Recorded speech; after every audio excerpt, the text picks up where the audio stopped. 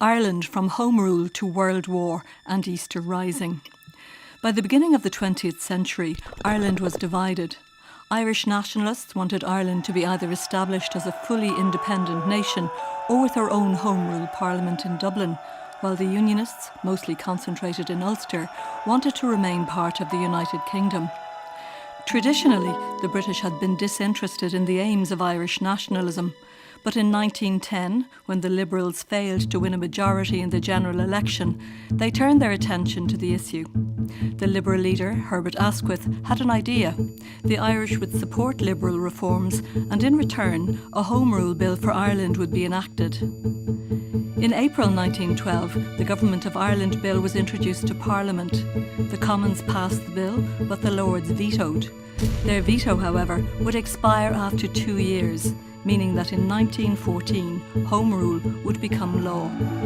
So there were great celebrations in Dublin when the Commons passed the Home Rule Bill, and the Irish leader, John Redmond, was heralded a hero. But the Unionists hated the whole idea. Led by Sir Edward Carson, they started a vehement campaign against Home Rule, and in September 1912, 500,000 Unionists went to Belfast City Hall and signed Ulster's Solemn League and Covenant, pledging themselves to use all means to defend themselves and to defeat the present conspiracy to set up a Home Rule Parliament in Ireland. While signing a piece of paper was symbolic, the Unionists sought a more powerful way to demonstrate their opposition. In December 1912, the Ulster Volunteer Force was formed to defend the Union by force of arms. The Nationalists responded the following year by founding the Irish Volunteers to ensure the Home Rule Bill would be implemented.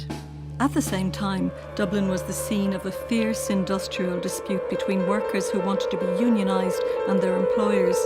Union leader James Larkin formed the Irish Citizen Army to defend the workers and later to align them with the pursuit of Irish independence. Patrick Pearse was a school teacher as well as a key figure in the Irish Volunteers and member of the secretive Irish Republican Brotherhood. In March 1914, he predicted that before this generation has passed, the Volunteers will draw the sword of Ireland, and he was right. In fact, only a month later, as the Ulster Volunteer Force lined up against the Irish Volunteers, guns were landed in Ireland for both forces. As the pros and cons of Home Rule were weighed up by nationalists and unionists, and armed groups prepared for a fight, Prime Minister Asquith came up with another plan. He proposed that any Ulster county that didn't want Home Rule could excuse itself from the bill for 6 years. But it did little to appease Carson, who stated that Unionists do not want sentence of death with a stay of execution for 6 years. The British government, alarmed at the rapid escalation of the situation in Ireland, started considering its military options. But those options became somewhat limited when army officers at the main military headquarters of the Curragh threatened to resign their commissions if they were ordered to move against Unionists.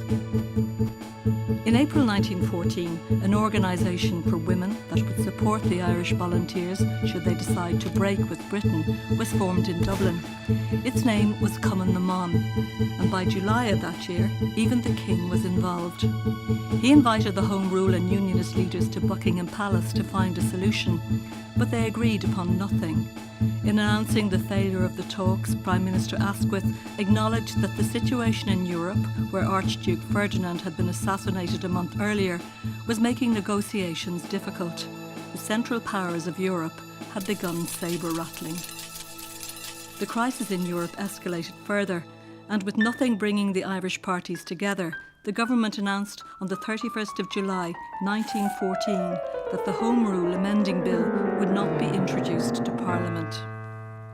Days later, the Germans and Russians mobilised, and Britain declared war in defence of Belgium. The question over what the Irish Volunteers should do was answered by John Redmond when he commanded Ireland to the best of her ability to go wherever the firing line extends in defence of right, of freedom and of religion in this war. Ultimately, 300,000 Irishmen, both nationalists and unionists, would volunteer to fight in the war, while others would strike out against British rule in Easter 1916. The Easter Rising transformed the political face of Ireland and would leave the country, as W.B. Yeats would write, changed utterly.